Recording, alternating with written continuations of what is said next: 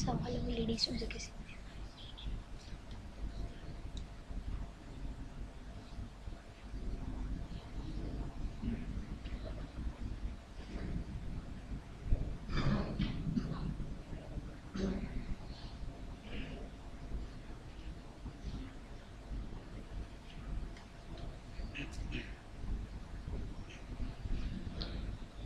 بسم الله الرحمن الرحيم. الحمد لله رب العالمين، والصلاة والسلام على أشرف الأنبياء والمرسلين وعلى آله وأصحابه أجمعين ومن تبعهم بإحسان إلى يوم الدين. أما بعد، محترم بھائیوں اور انتہائی معزز اور محترم ماؤں اور بہنوں، آج ہم سورۃ الانعام کی آیت نمبر 128 سے شروع کرتے ہیں. 130 سے، آیت نمبر 130 سے شروع کرتے ہیں.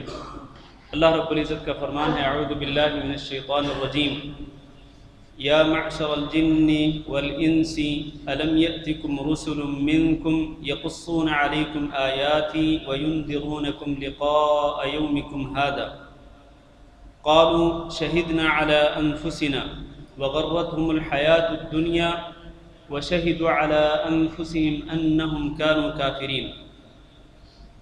یا معشر الجن والانس، اے جنوں اور انسانوں کی جماعت، الم یأتکم رسل منکم، کیا تمہارے پاس تم میں سے رسول نہیں آئے تھے؟ یقصون علیکم آیاتی، جو تمہارے اوپر میری آیات پڑھ کر سناتے، وینذرونکم، اور تمہیں ڈراتے، لقاء یومکم ھذا، آج اس دن کی ملاقات سے. اللہ تعالیٰ یہ سوال جنوں اور انسانوں سے قیامت کے دن کرے گا.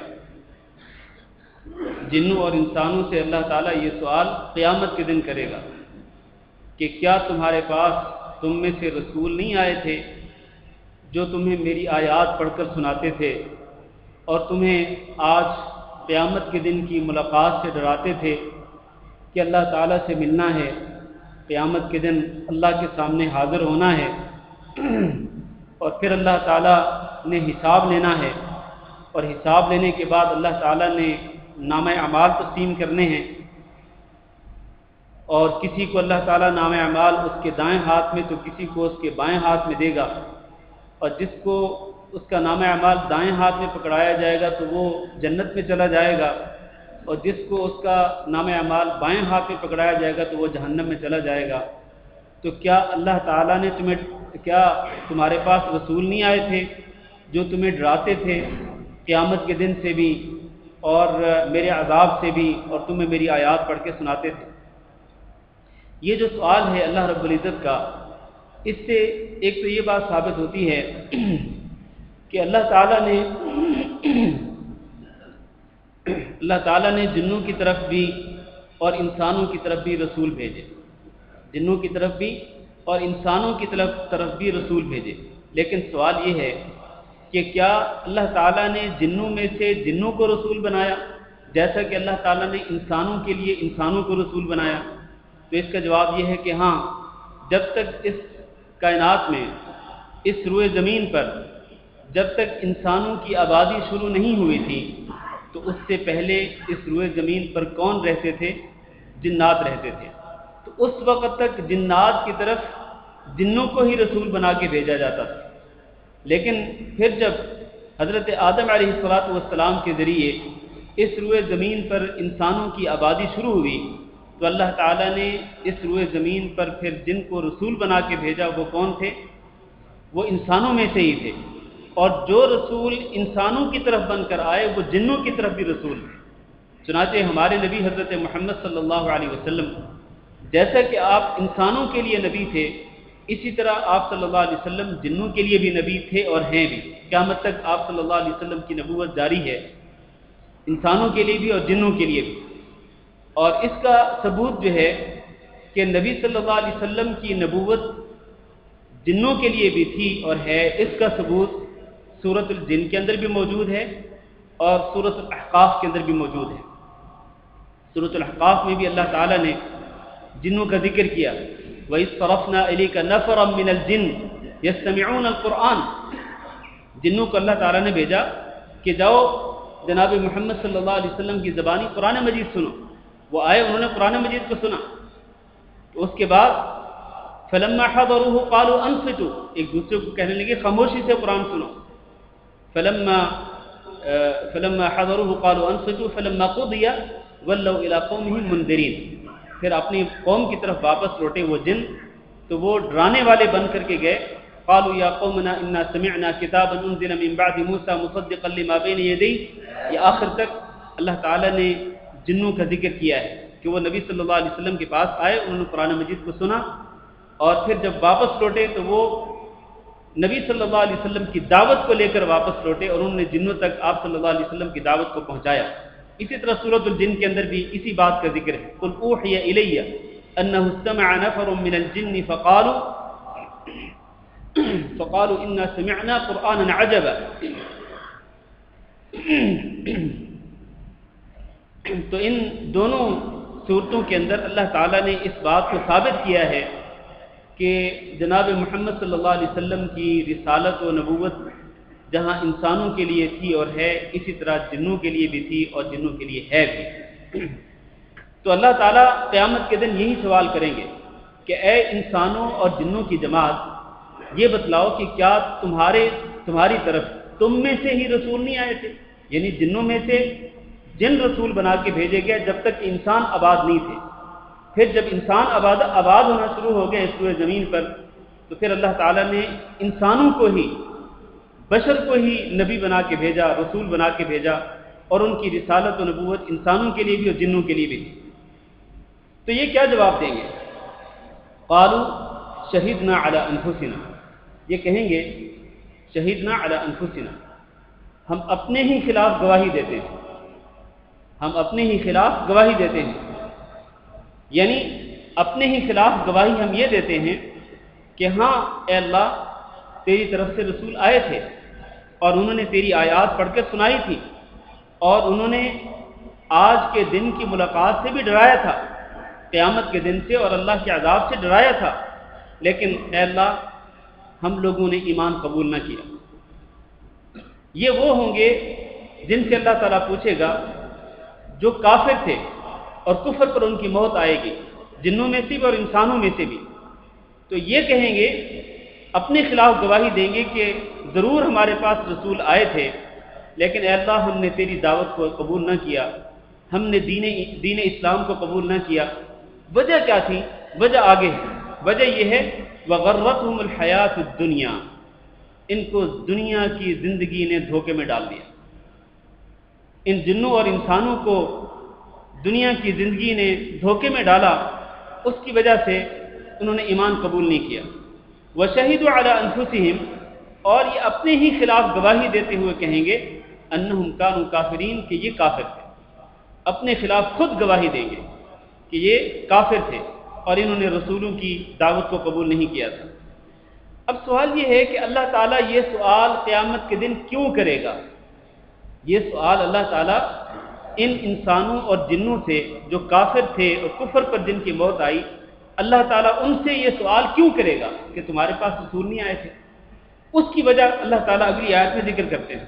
ذالک، یہ سوال جو اللہ تعالیٰ جنوں اور انسانوں کی جماعت سے کرے گا، یہ اس لیے کرے گا اللہ تعالیٰ کہ الم یکن ربک مہلک القری بظلم واہلھا غافلون، کہ تیرے رب کا، اے محمد صلی اللہ علیہ وسلم، آپ کے رب کا یہ دستور نہیں کہ وہ ظلم کرتے ہوئے بستیوں کو ہلاک اور برباد کر دے، واہلھا غافلون، اس حالت میں کہ بستیوں والے ناواقف ہوں، بستی والوں کو پتہ ہی نہ ہو کہ اللہ کا دین کیا ہے۔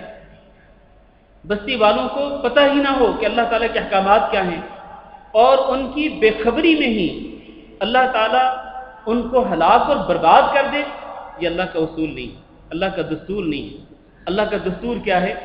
اللہ تعالیٰ ڈرانے والے انبیاء کو بھیجتا ہے ہر بستی کی طرف، حتیٰ کہ قرآن مجید میں اللہ تعالیٰ نے فرمایا وَإِن مِّنْ أُمَّةٍ إِلَّا خَلَا فِيهَا نَذِيرٌ، کوئی بھی امت ایسی نہیں گزری جس میں اللہ کی طرف سے نذیر نہ آیا ہو، ڈرانے والا نہ آیا ہو۔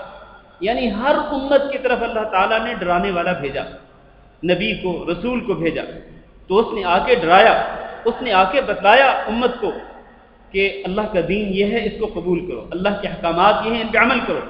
جب انہوں نے عمل نہیں کیا تو اللہ تعالیٰ نے ان کو برباد کیا۔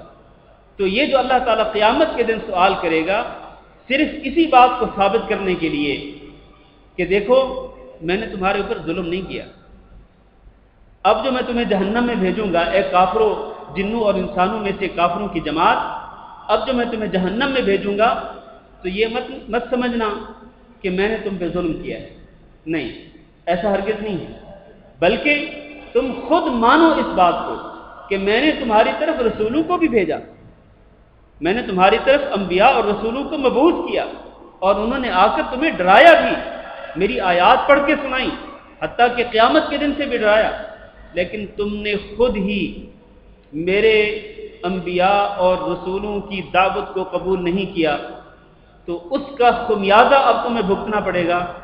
وہ کس صورت میں؟ کہ اب تمہیں جہنم میں پھینک دیا جائے گا، والعیاذ باللہ۔ تو اللہ تعالیٰ یہ حجت قائم کریں گے کہ تاکہ کوئی یہ نہ کہہ سکے کہ ہماری طرف تو کوئی ڈرانے والا آیا ہی نہیں تھا، ہمیں تو کسی نے اللہ کا دین پہنچایا ہی نہیں، تو یہ حجت اللہ تعالیٰ کے ہاں کام نہیں آئے گی۔ اللہ تعالیٰ ہر دور میں ہر امت کی طرف ہر جگہ پہ اللہ تعالیٰ نے انبیاء اور رسولوں کو مبعوث کرایا، مبعوث کیا جو کہ اللہ کا دین پہنچاتے رہے اور لوگوں کو ڈراتے رہے۔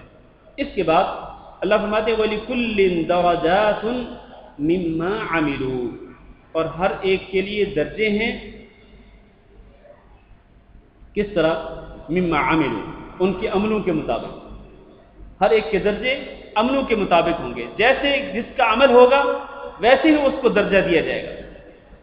چنانچہ جو شخص اللہ تعالیٰ سے ڈرنے والا اور اللہ تعالیٰ کے احکامات پہ عمل کرنے والا اور ایمان اور عمل صالح پر جس کا خاتمہ ہوا، اس کو جنت کے اندر اعلیٰ درجہ دیا جائے گا، اور جس کا ایمان اور جس کا عمل اس سے کم درجے کا ہوگا، اس کو جنت کے اندر درجہ بھی کم رتبے کا ملے گا، اس سے کم سطح پر اس کو درجہ ملے گا جنت کے اندر۔ جنت کے اندر بہت سارے درجات ہیں، تو اعمال کے حساب سے درجات کی تقسیم ہوگی، اور اسی طرح جو جس قدر کا بڑا کافر ہوگا، جس قدر بڑا مشرک ہوگا، جس قدر بڑا منافق ہوگا، اسی قدر جہنم کے اندر اس کو درجہ دیا جائے گا۔ حتیٰ کہ منافق کے بارے میں اللہ نے فرمایا ان المنافقین فی الدرک الاسفل من النار، کہ منافقین جو ہیں وہ جہنم کے سب سے نچلے گڑھے کے اندر پھینکے جائیں گے، تو یہ ان کا درجہ ہوگا جہنم کے اندر ان کے نفاق کی وجہ سے۔ اسی طرح کافر ہیں، اسی طرح مشرک ہیں، جن کو بھی جہنم کے اندر پھینکا جائے گا تو ان کے درجات کس طرح ہوں گے؟ ان کے اعمال کے حساب سے۔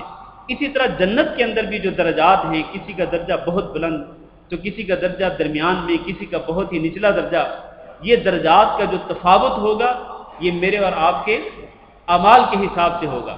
اللہ تعالیٰ سے دعا کرتے ہیں کہ اللہ تعالیٰ ہمیں جنت میں داخل فرمائے، اور اللہ تعالیٰ بلکہ حدیث میں تو یہ ہے کہ جب آپ جنت کا سوال کریں تو جنت کے اعلیٰ درجے کا سوال کریں۔ اللہ تعالیٰ کے لیے کوئی بعید ہے؟ اللہ تعالیٰ کے لیے کوئی بعید نہیں ہے۔ میں اور آپ ہم اللہ تعالیٰ کے سامنے گناہوں کا اعتراف کرتے ہیں، اپنے گناہگار اور پاپی ہونے کے اعتراف کرتے ہیں، لیکن اللہ رب العزت کی رحمت سے مایوس نہیں ہے۔ اللہ تعالیٰ سے یہ دعا کرتے ہیں کہ اللہ تعالیٰ ہمارا خاتمہ اپنی توحید پر اور ایمان پر کر دے، عمل صالح پر کر دے، اور جنت کے اعلیٰ درجات کے اندر صدیقین، انبیاء، صالحین اور شہداء کے ساتھ اللہ تعالیٰ ہمیں بھی، ہمارے والدین کو بھی، ہمارے بیوی بچوں کو بھی، ہمارے بہن بھائیوں کو بھی اللہ تعالیٰ ہم سب کو جنت الفردوس میں داخل فرمائے۔ وَلِكُلٍّ دَرَجَاتٌ مِّمَّا عَمِلُوا وَمَا رَبُّكَ بِغَافِلٍ عَمَّا يَعْمَلُونَ، اور آپ کا رب غافل نہیں ہے ان کے اعمال سے۔ یہ جو مکہ کے کافر اور مشرک ہیں، یہ جو اسلام کے خلاف سازشیں کرتے ہیں، ہٹ درمی اور ضد پر قائم ہیں، تو ان کے اعمال سے، ان کی سازشوں سے اللہ تعالیٰ غافل نہیں ہے، اللہ تعالیٰ کو سب پتہ ہے یہ کیا کر رہے ہیں۔ پھر فرمایا وَرَبُّكَ الْغَنِيُّ ذُو الرَّحْمَةِ، اور آپ کا رب بے نیاز ہے۔ بے نیاز کا معنی کیا ہوتا ہے؟ بے نیاز کا معنی یہ ہے کہ اللہ تعالیٰ کسی کا محتاج نہیں ہے۔ آپ کا رب خالق و مالک، رازق، اس کائنات کے نظام کو چلانے والا کسی کا محتاج نہیں ہے۔ اللہ تعالیٰ کا کوئی کام کسی کی وجہ سے رکا ہوا نہیں ہے۔ جس طرح ہم ہیں، ہم انسان ہیں، ہمارے بعض کام کسی کی وجہ سے رک جاتے ہیں اور ہم کسی کے محتاج ہوتے ہیں کہ فلاں ہمارا کام کرے گا تو ہمارا کام ہوگا، لیکن اللہ تعالیٰ کو کوئی کام اٹکا ہوا نہیں، اللہ کا کوئی کام رکا ہوا نہیں، میری وجہ سے یا آپ کی وجہ سے۔ اللہ تعالیٰ اپنی پوری کائنات سے بالکل بے نیاز ہے۔ اللہ نے فرمایا یا ایھا الناس انتم الفقراء الی اللہ، اے لوگو، سب کے سب، چاہے وہ مومن ہو چاہے وہ کافر ہو، دنیا بھر کے لوگوں کو اللہ نے خطاب فرمایا کہ لوگو انتم الفقراء الی اللہ، تم محتاج ہو اللہ تعالیٰ کے، واللہ هو الغنی الحمید، اور اللہ تعالیٰ بے نیاز ہے اور وہ قابل ستائش اور قابل تعریف ہے۔ تو اللہ کو کسی کی ضرورت نہیں ہے۔ اللہ تعالیٰ ہماری عبادات کا محتاج نہیں۔ ایسا نہیں ہے کہ ہم نمازیں پڑھیں گے، ہم روزے رکھیں گے، حج کریں گے، زکاتیں دیں گے تو اللہ تعالیٰ کو فائدہ ہوگا، نہیں۔ اللہ تعالیٰ کو ہماری عبادت سے کچھ نہیں ملتا، اللہ تعالیٰ کا ہماری عبادات کے ساتھ کچھ نہیں سنورتا، جیسے کہ ہمارے گناہوں سے اللہ تعالیٰ کا کچھ نہیں بگڑتا۔ بات سمجھیں؟ نہ تو ہماری عبادات سے اللہ تعالیٰ کا کچھ سنورتا ہے اور نہ ہمارے گناہوں سے اللہ تعالیٰ کا کچھ بگڑتا ہے۔ بگڑتا ہے تو ہمارے ہی بگڑتا ہے، نقصان ہوتا ہے تو ہمارے ہی نقصان ہوتا ہے، اللہ کو کوئی نقصان نہیں ہوتا، اور اگر فائدہ ہوتا ہے تو وہ بھی ہمیں ہوتا ہے، اللہ کو کوئی فائدہ نہیں ہوتا۔ تو اس لیے اللہ تعالیٰ الغنی، یہ اللہ کی صفت ہے کہ اللہ تعالیٰ بے نیاز ہے۔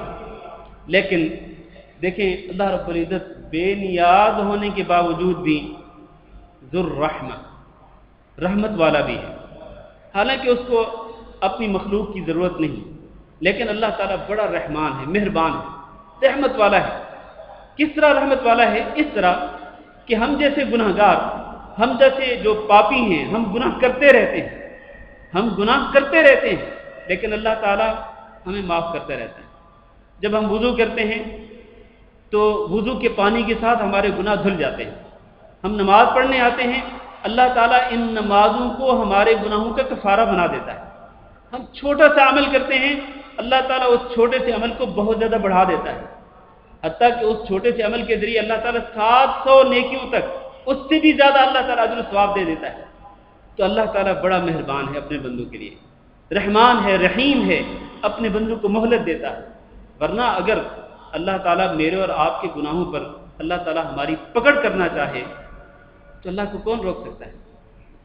اور اگر اللہ تعالیٰ ہم سے انتقام لینا چاہے تو آپ بتلائیں پھر میرا اور آپ کا کیا حال ہوگا؟ اللہ نے فرمایا وَلَوْ يُؤَاخِذُ اللَّهُ النَّاسَ بِمَا كَسَبُوا وَلَوْ يُؤَاخِذُ اللَّهُ النَّاسَ بِمَا كَسَبُوا، اگر اللہ تعالیٰ لوگوں کی پکڑ کرتا ان کے کرتوتوں گناہوں کی وجہ سے، ما ترک علیہا من دابہ، اللہ تعالیٰ اس روئے زمین پر کسی زندہ چیز کو نہ چھوڑتا، کسی جانور کو نہ چھوڑتا اللہ تعالیٰ، کسی چوپائے کو، اور دابہ میں انسان بھی آتے ہیں، کسی انسان کو، کسی چیز کو اللہ تعالیٰ زندہ نہ چھوڑتا، ولیکن یؤخرہم، لیکن اللہ تعالیٰ مہلت دیتا ہے، اللہ تعالیٰ ڈھیل دیتا ہے۔ یہ اللہ تعالیٰ کی رحمت ہے کہ اللہ تعالیٰ مجھے اور آپ کو ڈھیل دیتا ہے کہ شاید میں اور آپ توبہ کر لیں، شاید میں اور آپ اللہ کی طرف رجوع کر لیں، شاید اللہ تعالیٰ سے معافی مانگ لیں، تو اللہ تعالیٰ مجھے اور آپ کو اللہ تعالیٰ اپنی رحمت سے نوازتا ہے، موقع دیتا ہے اللہ تعالیٰ۔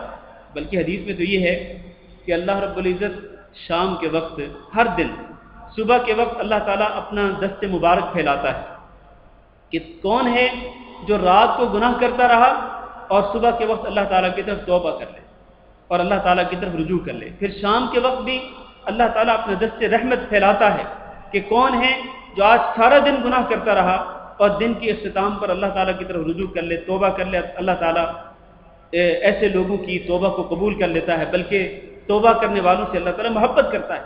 تو اس طرح اللہ تعالیٰ بے نیاز ہونے کے باوجود بھی بڑا مہربان ہے اور بہت ہی رحمت والا ہے۔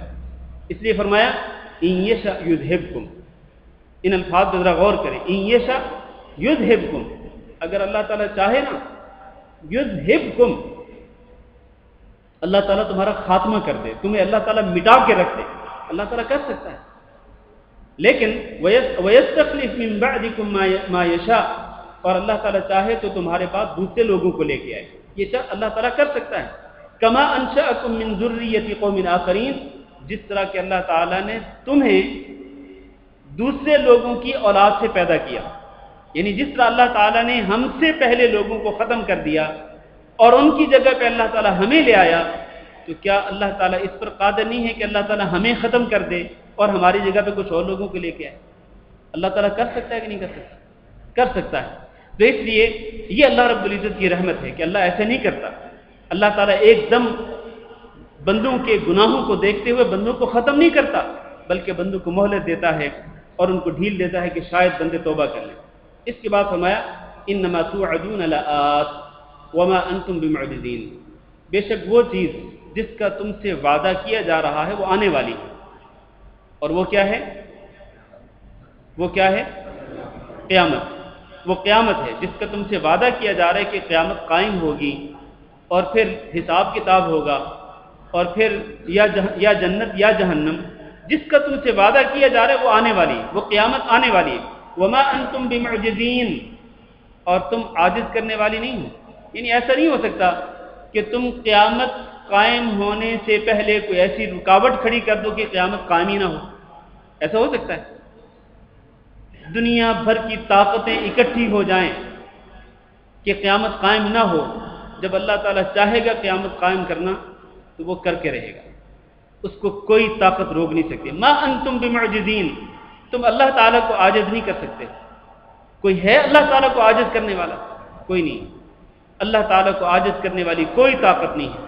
تو اس لیے اللہ تعالیٰ نے تنبیہ کی ہے کہ دیکھو جس کا تم سے وعدہ کیا جا رہا ہے وہ آ کے رہے گی، وہ قیامت کا دن واقع ہو کے رہے گا، تم عاجز نہیں کر سکتے ہو، لہذا قیامت کے دن کے لیے تم تیاری کرو، تم نے اللہ کے سامنے پیش ہونا ہے تو اس لیے اس دن کے لیے تیاری کرو۔ پھر فرمایا قُلْ يَا قَوْمِ اعْمَلُوا عَلَى مَكَانَتِكُمْ إِنِّي عَامِلٌ، آپ کہہ دیجئے محمد صلی اللہ علیہ وسلم کہ اے میری قوم اعملوا علی مکانتکم، تم اپنی جگہ پر عمل کرتے رہو، انی عامل، بے شک میں بھی عمل کر رہا ہوں، فسوف تعلمون، ان قریب تمہیں پتہ چل جائے گا، من تکون لہ عاقبۃ الدار، کہ کس کے لیے آخر کار انجام کار کس کے لیے ہوگا، یہ ان قریب تمہیں پتہ چل جائے گا۔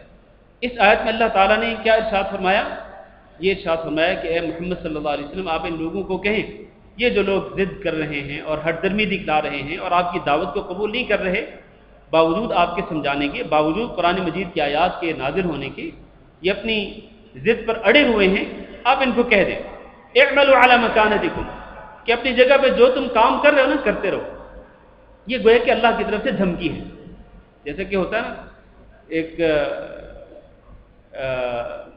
جب ماں باپ ناراض ہوتے ہیں اپنی اولاد سے اور اولاد کو سمجھا سمجھا سمجھا کے تھک جاتے ہیں تو آخر کار کیا کہتے ہیں؟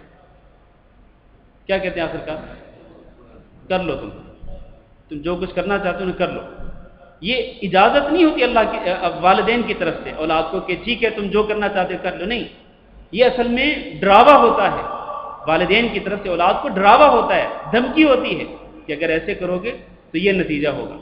تو اللہ تعالیٰ بھی یہ نہیں کہہ رہے اللہ تعالیٰ کہ محمد صلی اللہ علیہ وسلم آپ ان کو اجازت دے دیں کہ یہ جیسے کرنا چاہیں کر لیں، نہیں، یہ اجازت نہیں ہے، بلکہ یہ دھمکی ہے کہ تم اگر راہ راست پر نہیں آ رہے اور ضد کر رہے ہو، ہٹ درمی پہ اڑے ہوئے ہو، تو ٹھیک ہے جو تم کر رہے ہو نا کرتے رہو، انی عامل، میں بھی عمل کر رہا ہوں، جو مجھے اللہ تعالیٰ نے حکم دیا میں اس کے مطابق عمل کر رہا ہوں، فسوف تعلمون، ان قریب تمہیں پتہ چل جائے گا، من تکون لہ عاقبۃ الدار، آخر جو بہتر انجام ہے وہ کس کا ہوگا، یہ ان قریب پتہ چل جائے گا، تمہیں پتہ چل جائے گا کہ آخر کار جو بہتر انجام ہے وہ کس کو ملے گا۔ انہ لا یفلح الظالمون، اس بات پہ یقین کر لو کہ کم از کم ظلم کرنے والے لوگ کامیاب نہیں ہوں گے، ظلم کرنے والے کامیاب نہیں ہوں گے۔ اور یہاں ظلم سے مراد کیا ہے؟ شرک ہے، کہ شرک کرنے والے، کیونکہ یہ آیت کریمہ مشرکین مکہ کے بارے میں ہے، اور اللہ تعالیٰ نے حضرت لقمان علیہ السلام کی زبانی ان کے بیٹے کو یہ تنبیہ کی کہ یا بنی لا تشرک باللہ ان الشرک لظلم عظیم، کہ شرک بہت بڑا ظلم ہے۔ تو یہاں ظلم سے مراد وہی شرک کرنے والے لوگ ہیں۔ تو اس کا معنی یہ ہے کہ شرک کرنے والے لوگ جو ہیں وہ کامیاب نہیں ہو سکتے ہیں۔ اب اس کے بعد اللہ تعالیٰ نے اگلی 3 آیات یا 4 آیات کے اندر اللہ تعالیٰ نے مشرکین کے کچھ عقائد کا تذکرہ فرمایا، مشرکین کے بارے میں یہ کہہ کر کہ مشرکین کامیاب نہیں ہو سکتے ہیں۔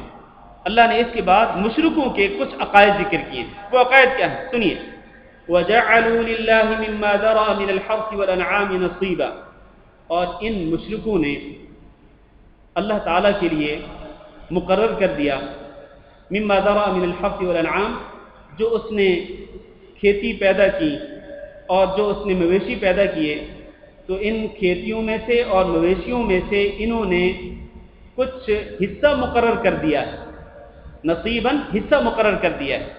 کس طرح؟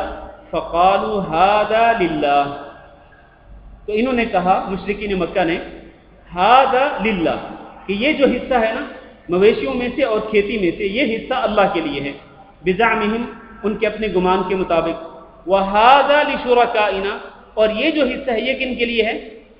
یہ ہمارے شریکوں کے لیے ہے۔ اور ان کے شریک کون تھے؟ بت تھے، لات، عزا، منات وغیرہ جو بت انہوں نے رکھے ہوئے تھے۔ تو انہوں نے اس طرح حصے مقرر کر دیے، کھیتی میں سے بھی اور مویشی جانوروں میں سے بھی۔ کس طرح حصے مقرر کر دیے؟ کہنے لگے کہ یہ حصہ ہے اللہ تعالیٰ کا، اور جو حصہ اللہ تعالیٰ کا ہوتا تو اس کو وہ خرچ کرتے تھے کس پر؟ فقیروں پر اور مسکینوں پر۔ اور وہ کہتے تھے یہ جو حصہ ہے نا کھیتی میں سے اور مویشی جانوروں میں سے، یہ حصہ یہ ہے ہمارے بتوں کے لیے، ہمارے شریکوں کے لیے۔ اس کو وہ خرچ کرتے تھے کس پر؟ اس کو وہ خرچ کرتے تھے بتوں کے جو مجاور ہوتے، بتوں کے جو مجاور ہوتے ان پہ وہ خرچ کرتے۔ یعنی اگر وہ بتوں پر بھی اگر وہ خرچ کرتے تو وہ آخرکار وہ چیزیں کس کے پاس جاتی؟ ظاہر ہے بت تو ان چیزوں سے کوئی فائدہ اٹھانے والے نہیں تھے، یہ مویشی جانوروں سے اور اسی طرح کھیتی سے، تو آخرکار وہ جو بتوں کے اوپر بیٹھے ہوئے لوگ ہوتے تھے، آخرکار وہ چیزیں ان کے پاس جاتی۔ تو اس طرح انہوں نے مشرکین نے حصے بنا ڈالے تھے، جیسا کہ آج کل بھی ہوتا ہے نا، آج کل بھی جانوروں میں سے کچھ جانور وقف کر دیے جاتے ہیں کہ یہ جو جانور ہے نا یہ فلاں پیر صاحب کے نام پہ وقف ہے، تو پھر اس جانور کو کوئی بندہ ہاتھ نہیں لگا سکتا، وہ جانور اسی مزار کے لیے، دربار کے لیے وقف ہوتا ہے۔ اور اسی طرح یہ جو 11ویں شریف کا دودھ ہے یہ بھی وقف ہوتا ہے، اس کو بھی آپ 11ویں کے دن جو ہے دودھ بیچنے والے دودھ بیچنے کے لیے نہیں آتے ہیں، بلکہ وہ دودھ سارے کا سارا چلا جاتا ہے کس کے نام پر؟ پیر عبد القادر جیلانی رحمہ اللہ کے نام پر چلا جاتا ہے۔ تو یہ چیزیں جو ہے، یہ جو مشرکانہ عقائد اس وقت تھے، مشرکانہ عقائد آج بھی موجود ہیں۔ اچھا پھر کیا ہوتا تھا؟ اللہ تعالیٰ فرماتے ہیں فَمَا كَانَ لِشُرَكَائِهِمْ فَلَا يَصِلُوا إِلَى اللَّهِ، یہ بڑی عجیب ان کی منطق تھی کہ مَا كَانَ لِشُرَكَائِهِمْ، جو حصہ ان کے شریکوں کا ہوتا، فَلَا يَصِلُوا إِلَى اللَّهِ، تو وہ اللہ تک نہیں پہنچتا تھا، وَمَا كَانَ لِلَّهِ، اور جو حصہ اللہ کے لیے ہوتا، فَهُوَ يَصِلُ إِلَى شُرَكَائِهِمْ، تو وہ ان کے شریکوں تک پہنچ جاتا تھا۔ یہ کس طرح ہوتا تھا؟ اس طرح کہ بعض اوقات یہ ہوتا کہ کھیتی کی پیداوار کم ہو جاتی، کھیتی کی پیداوار کم ہو جاتی، تو جب کھیتی کی پیداوار کم ہوتی تو وہ کیا کرتے تھے؟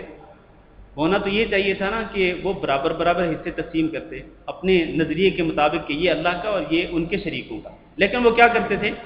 اپنے شریکوں کا تو پورا حصہ نکال لیتے تھے، اور جو اللہ کا حصہ وہ چاہے کم بھی پڑ جاتا تو ان کو کوئی پرواہ نہیں ہوتی تھی۔ وہ کیا کہتے تھے؟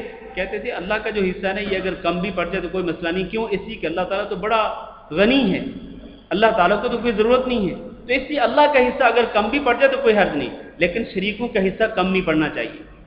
یہی بات اللہ تعالیٰ فرما رہے ہیں کہ فَمَا كَانَ لِشُرَكَائِهِمْ، جو حصہ ان کے شریکوں کا ہوتا تو وہ اللہ تک نہیں پہنچتا تھا، یعنی اس حصے میں سے اللہ کے حصے میں وہ نہیں شامل کرتے تھے کہ تاکہ اللہ کا حصہ پورا ہو جائے۔ وما کان للہ، اور جو اللہ کا حصہ ہوتا فهو يصل الى شرکائہم، تو اس میں سے نکال کر وہ شریکوں کا حصہ پورا کر لیتے تھے۔ اللہ نے فرمایا ساء ما يحكمون، یہ جو وہ فیصلہ کرتے تھے نا، یہ فیصلہ بہت برا فیصلہ تھا، یہ ان کا مشرکانہ عقیدہ تھا۔ اصل بات یہ ہے کہ ان کو چاہیے یہ تھا کہ یہ جو مویشی ہیں اور یہ جو کھیتیاں ہیں، ان کو پیدا کرنے والا کون تھا؟ اللہ تعالیٰ۔ اللہ تعالیٰ ان کو پیدا کرتا ہے، تو یہ ساری کی ساری چیزیں اللہ کے لیے خاص ہونی چاہیے تھی۔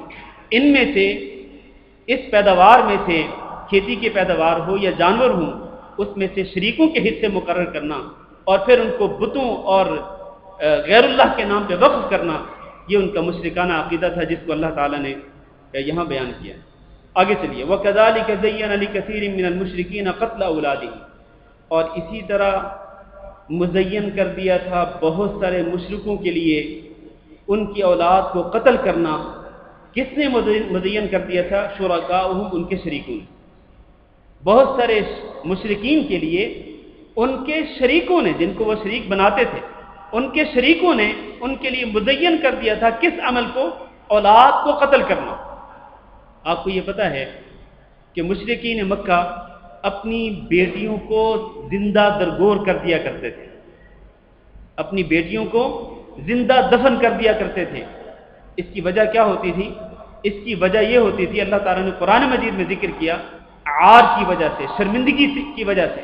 وہ لوگ اس میں عار سمجھتے تھے، شرمندگی سمجھتے تھے کہ یہ بیٹیاں بڑی ہوں گی، کل کو ہم ان کی شادیاں کریں گے، ان کے داماد ہوں گے، تو ہم اپنے دامادوں کے سامنے ہم نظر نہیں اٹھا سکیں گے، ہمیں نظر جھکا کے رکھنا پڑے گا اپنے دامادوں کے سامنے، گویا کہ ان بیٹیوں کی وجہ سے ہمیں شرمندگی اور عار کا سامنا ہوگا۔ تو اس عار اور شرمندگی سے بچنے کے لیے وہ کیا کرتے تھے؟ اپنی بیٹیوں کو زندہ درگور کر دیا کرتے تھے۔ یہ عمل ان کے سامنے کون مزین کرتا تھا؟ اللہ نے فرمایا ان کے جو شرکاء تھے، جن کو یہ شریک بناتے تھے، وہ شریک ان کے سامنے اس چیز کو خوبصورت بنا کے پیش کرتے تھے کہ کوئی بات نہیں، اپنی بیٹیوں کو قتل کر دو، ان کو زندہ دفن کر دو۔ ایک یہ۔ دوسرا، آپ کو یہ پتہ ہے کہ مشرکین مکہ اپنی اولاد کو قتل کر دیا کرتے تھے۔ کس لیے؟ فقر کے خوف کی وجہ سے، غربت کے خوف کی وجہ سے، کہ اگر یہ اولاد بڑی ہوگی تو ہمیں ان کو کھلانا پڑے گا، ہمیں ان کو پہنانا پڑے گا، ہمیں ان پہ پیسہ خرچ کرنا پڑے گا، تو ہم تو غریب ہو جائیں گے، ہم تو فقیر بن جائیں گے۔ تو فقر اور غربت کے ڈر کی وجہ سے وہ کیا کرتے؟ اپنی اولاد کو قتل کر دیتے تھے۔ اللہ تعالیٰ نے قرآن مجید میں ارشاد فرمایا کہ وَلَا تَقْتُلُوا أَوْلَادَكُمْ خَشْيَةَ إِمْلَاقٍ، کہ اپنی اولاد کو مت قتل کیا کرو فقر کے ڈر کی وجہ سے۔ جیسا کہ آج کل بھی یہ کام ہو رہا ہے، آج کل بھی ہمارے اسلامی مسلم معاشروں کے اندر یہ کام ہو رہا ہے کہ بہت سارے لوگوں کے گھروں میں، اللہ تعالیٰ معاف فرمائے، حمل ہوتا ہے اور پھر دانستہ طور پر بغیر کسی عذر کے حمل ضائع کرا دیا جاتا ہے۔ اور دلیل کیا ہوتی ہے؟ حجت کیا ہوتی ہے؟ حجت یہ ہوتی ہے جی اگر بچے زیادہ ہو جائیں گے تو کس طرح ہم پالیں گے، ہم ان کی تربیت کس طرح سے کریں گے، کس طرح ان کے خرچے پورے کریں گے۔ اور بھائی آپ کے خرچے کون پورے کر رہا ہے؟ اور جو بچے ابھی ہیں آپ کے، ان کے خرچے کون پورے کر رہے ہیں؟ آپ کر رہے ہیں۔ تو جو آپ کے اور آپ کے موجودہ بچوں کے خرچے پورے کر رہا ہے، کیا وہ آنے والے بچوں کے خرچے پورے نہیں کر سکتا؟ کیا خیال ہے آپ کا؟ تو قتل کی ایک صورت آج بھی ہمارے اندر موجود ہے۔ تو اللہ تعالیٰ نے یہ فرمایا کہ ان کے شریکوں نے ان کے لیے ان کی اولاد کو قتل کرنا جو ہے، اس کو مزین کر کے خوبصورت بنا کے پیش کیا کہ کرو قتل، مار دو اپنی بیٹیوں کو، قتل کر دو اپنی اولاد کو، کوئی حرج نہیں ہے۔ کیوں؟ فرمایا لیردوہ، تاکہ یہ ان کو ہلاکت میں ڈالیں۔ اب دیکھیں، اولاد کو قتل کرنے کی وجہ سے ہلاکت اور بربادی کیا آتی تھی؟ سب سے پہلی اخلاقی بربادی۔ اخلاقی بربادی کیا ہوتی تھی؟ میری بات کو توجہ سے سنیں۔ اخلاقی بربادی یہ ہوتی تھی کہ جو شخص اپنی اولاد کو قتل کر دیتا، حتیٰ کہ اپنی ننھی منی بیٹی کو زندہ درگور کر دیتا، وہ شخص پتھر دل بن جاتا تھا۔ ظاہر ہے اس سے بڑی سخت دلی کیا ہو سکتی ہے کہ ایک شخص اپنی ننھی منی بیٹی کو اپنے ہاتھوں گڑھا کھود کے اس کو زندہ دفن کر دے. تو جو شخص اس طرح کرتا وہ سخت دل پتھر دل بن جاتا اور پھر اس کے لیے کیا ہوتا؟ اس کے لیے کسی کو بھی قتل کرنا آسان ہو جاتا. بھی جس نے اپنی بیٹی کو قتل کر دیا تو کیا وہ کسی کو قتل نہیں کر سکتا؟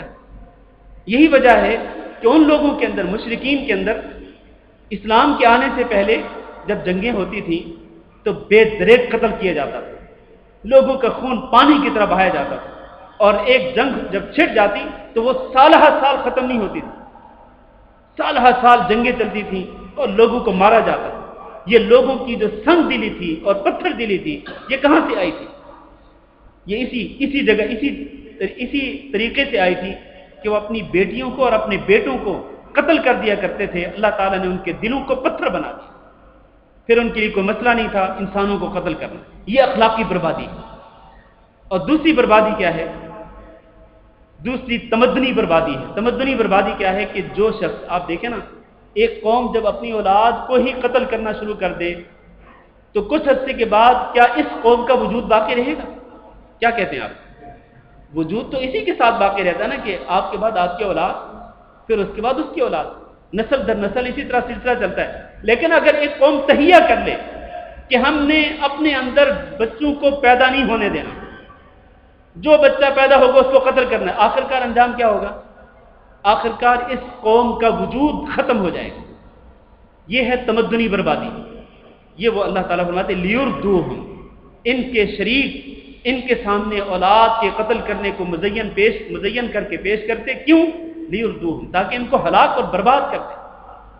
ولیلبسوا علیہم دینہم، اور تاکہ ان پر ان کے دین کو مشتبہ بنا دیں. یہ دوسرا نقصان. ان کے مشرک، ان کے جو شریک ہوتے تھے، وہ ان کے لیے اولاد کے قتل کو مزین کر کے جب پیش کرتے تو دو نقصان ہوتے. ایک اخلاقی بربادی، تمدنی بربادی جو میں پہلے ذکر کر چکا. دوسرا ان کے دین کو ان پر مشتبہ بنانے کے لیے. یہ کیا چیز ہے؟ اصل میں یہ جو لوگ تھے نا مشرکین مکہ، یہ کیا دعویٰ کرتے تھے؟ دعویٰ یہ کیا کرتے تھے کہ ہم دین ابراہیمی کے پیروکار ہیں. ان کا دعویٰ تھا کہ ہم ابراہیم علیہ السلام کے پیروکار ہیں. کیا ابراہیم علیہ السلام کے دین میں یہ چیز تھی؟ کیا کہتے ہیں آپ؟ بتائیے نا. ابراہیم علیہ السلام کے دین میں اولاد کا قتل کرنا جائز تھا؟ جائز نہیں تھا. تو ان کے جو شریک ہوتے تھے مشرکین کے، وہ ان کے دین کو خراب کرنے کے لیے ان کو یہ سبق پڑھاتے تھے کہ تم اپنی اولاد کو مارو، حالانکہ ان کے دین میں یہ چیز نہیں تھی. تو یہ ایک دوسرا نقصان ہوا جو دینی نقصان ہے. اس کے بعد اللہ نے فرمایا وَلَوْ شَاءَ اللَّهُ مَا فَعَلُوهُ فَذَرْهُمْ وَمَا يَفْتَرُونَ، اور اگر اللہ تعالیٰ چاہتا تو وہ ایسے نہ کرتے. اگر اللہ تعالیٰ چاہتا تو ایسے نہ کرتے. فَذَرْهُمْ، تو آپ ان کو چھوڑ دیں. وَمَا يَفْتَرُونَ، اور جو کچھ یہ افتراء کر رہے ہیں، جو کچھ یہ جھوٹ گھڑ رہے ہیں، ان کو چھوڑ دیں ان کی حالت میں. اللہ تعالیٰ ان سے حساب لینے والا ہے. جس طرح یہ اپنی اولاد کو قتل کرتے ہیں، اللہ تعالیٰ ان سے حساب لے گا. حتیٰ کہ قیامت کے دن اللہ نے فرمایا وَإِذَا الْمَوْءُودَةُ سُئِلَتْ، وہ زندہ درگور کی ہوئی جو بچی ہے اس کو قیامت کے دن اس کے باپ کے سامنے کھڑا کر کے پوچھا جائے گا کہ بتلا تجھے کس گناہ کی پاداش میں زندہ درگور کیا گیا. ان لوگوں کا حساب ہونے والا ہے. فَذَرْهُمْ وَمَا يَفْتَرُونَ، یہ جو کچھ کر رہے ہیں، جو یہ افتراء کر رہے ہیں، جھوٹ گھڑ رہے ہیں، ان کو چھوڑ دیں ان کی حالت پہ. اللہ تعالیٰ ان سے حساب لینے والا ہے. میں چاہتا ہوں کہ یہ مضمون مکمل ہو جائے، کہ اگلی 2-3 آیات پڑھ لیتے ہیں انشاءاللہ اختصار کے ساتھ. وقالوا، مزید ان کے مشرکانہ عقائد کیا ہیں؟ وقالوا، ان مشرکین نے کہا هذه انعام وحرث حجر لا يطعمها الا من نشاء بزعمه، یہ جو مویشی جانور ہیں اور یہ جو کھیتی ہے یہ ممنوع ہے. لا يطعمها الا من نشاء بزعمه، اس کو کوئی نہیں کھا سکتا ہے سوائے اس کے جس کو ہم چاہیں گے، جس کو ہم اجازت دیں گے وہ کھائے گا. یہ مشرکین کا ایک عقیدت ہے. جس کھیتی کو اور جن مویشیوں کو وہ بتوں کے نام پر وقف کر دیتے تھے تو کہتے تھے کہ اب ان مویشی جانوروں کو اور اس کھیتی کو کوئی ہاتھ نہیں لگا سکتا، کوئی کھا نہیں سکتا ہے. ہاں، اس کو کھانے کی اجازت ہوگی جس کو ہم اجازت دیں گے، جس کو ہم چاہیں گے وہ کھا سکتا ہے. ہماری اجازت کے بغیر کوئی ان جانوروں کو اور کوئی اس کھیتی کی پیداوار کو ہاتھ نہیں لگا سکتا.